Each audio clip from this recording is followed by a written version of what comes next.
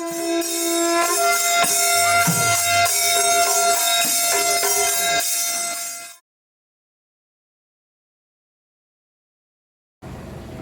Dolan haisi yoksilakpada amuk yadre lambi si amuk pandana leire mana pura asongi wangmada changhinba yadana ching ninghairakna lambi si pura phungre asil lawthokpada pung ahum long changani haye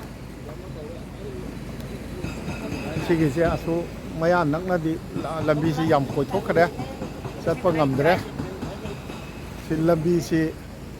khara khara di takthokpa ma JCB ama ani JCB ani na thabak tawri Nung Dolan gi ching ni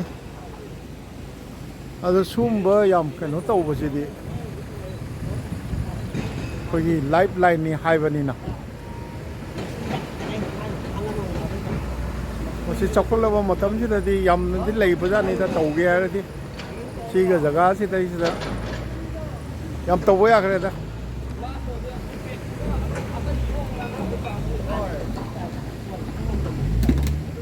India gi atopa mafam amada woita agadi masi nahana kainom ma tawgibasu yai da khoi Manipur da di tawbida bu maram su mayam am lei khoi na hairuraga mina nusidana mane na ajadabagi wani hujik yam kanna thabak tawri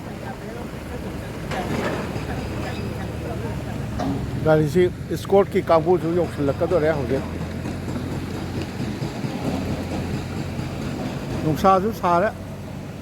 numin haugiba numit nini humni di nung tadana Jiribam ka do yam ingi kasar su ingi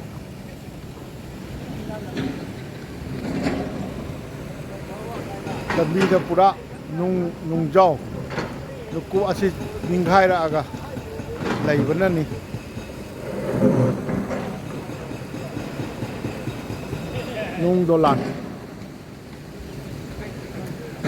Nung Dolan gi wapam se ai isagumba gari mayam lai sida yawakpa inaw ma thengnai naw rongmai rongmai ni kari mingno ai se tausingai kamai kari khun gi no ai se sama sibilong gi ni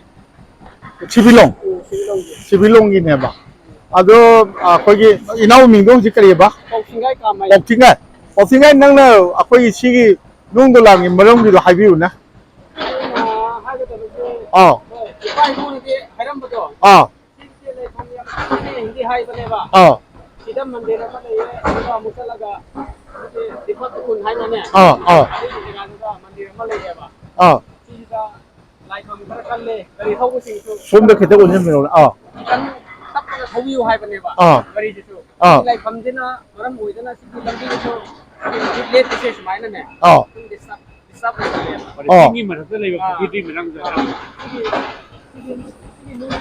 Chingda pukri ma lebro chingdak chida adugo akhoi ge waterfall ki type ne taraga saw na dile noi chalura bo chalure chalura ai ge yam jabane daga mas le ye basi waterfall khoi ge aduna chingdak ki jane udo chingdak chida tarakata ba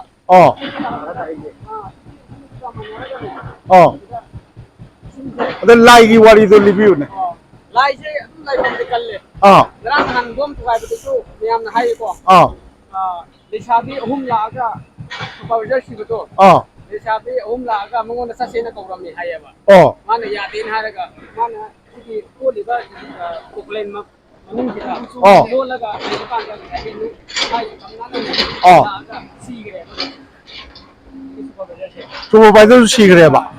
bom ka nahan ka ku bom de ba ka ku de ni se ko ile pi je ki protham ki dane ki mate pi ba narang han gi ko narang han gi wari ni je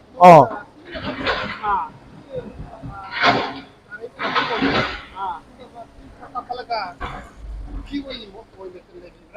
pukri woi le je sai sin de ki tara idna aduga sai je step ki je waterfall hai kare ne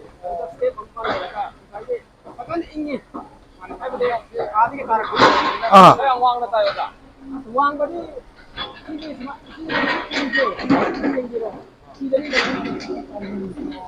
Oh, ada ising tarise. Oh, ising fajana waterfall ama tari mathakta pukri ama lay. Kasi aigi kano na ni nimitsi somdagi chap yung nathokpa na udawani adum ugani. Oh, nungay jay. Tiga. Thank you, thank you. Thank you. Mitay khoi oina di yam kiningai oiba. Kai phundai de na kai mai bau se adum mokoi gi yung macha highway gi nakanda leiba adugumba mapam singni adagi kai mai lanthok charaga swai ji yorokpadadi rongmai naga singi lam oire akoina khara thamoi su khara tayang ba haitare adu si lakchaba kogi lambi si pura tingning hairaga tawbodina JCB ani changdana nak yet pothok na bo honari kayang puina koi leihidabano khangde ado mafam sida isa hauzik ayuki pung 11 ga makhai chap chana tare nasigi journey si pung 3 tagadaba minute 35 wali pung 11 ga minute 35 dagi Nung Dolan sida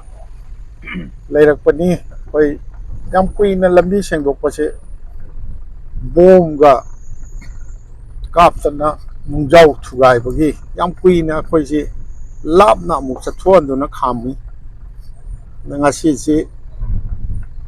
Imphal yobodade impung 3 taga bo male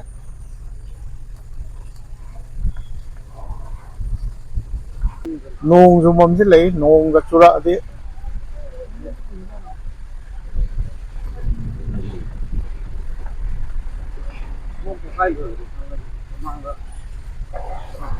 somdadi leram dok mande ay amaga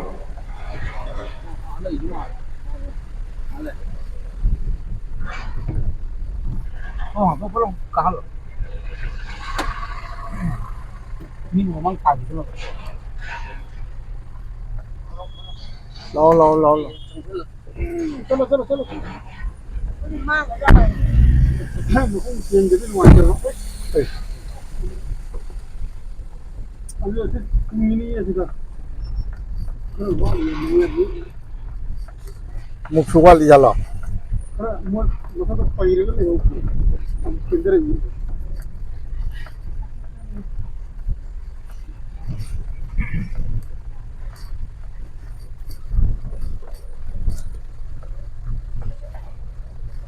oh sem di phajana sem na ba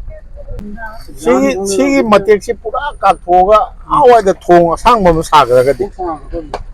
Sisang yu bisa si para foto ni yu bisa thadal le ro.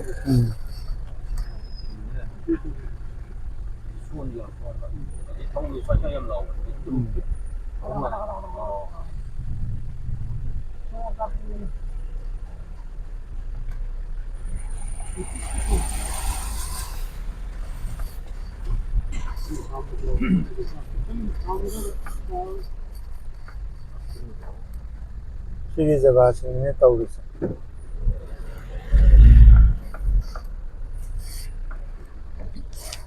Nung Dolan ju tare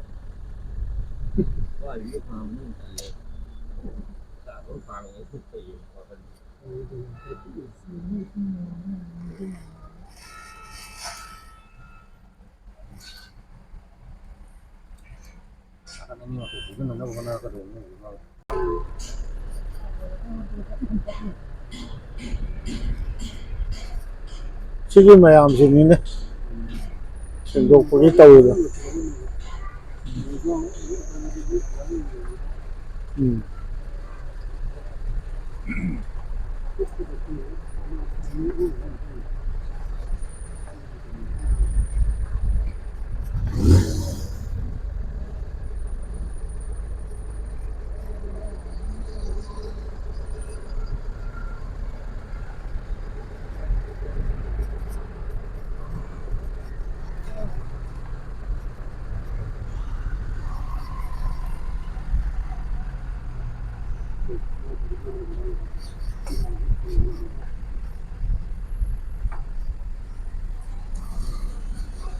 시대수 니네 아빠마 아니다 내가 근데리 이거 긴다보네 아이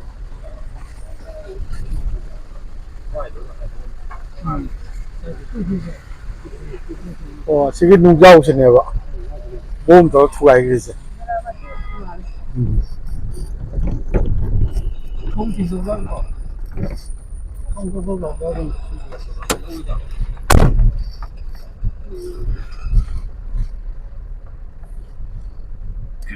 아씨 정정 인바이트 한번 이렇게 따로 인바이트 왜 나가래 이렇게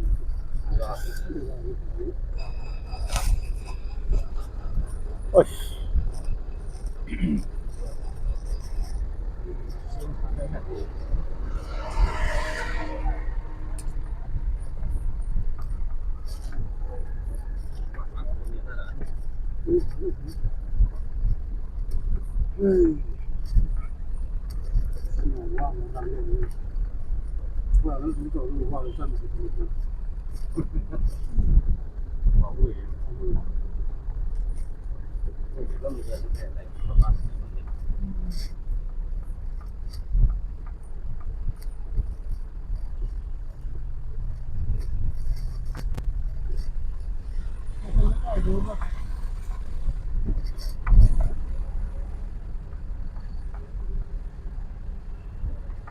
ngang ngày hôm nay Nung Dolan si Lanthora gadi masih charakna 500 meter gumbo ram tai masih Lanthora gadi lambi amuk pare barak yorokanda akha amuk chatha jage mamdri baudi lechin thangile long se amuk churak pa yari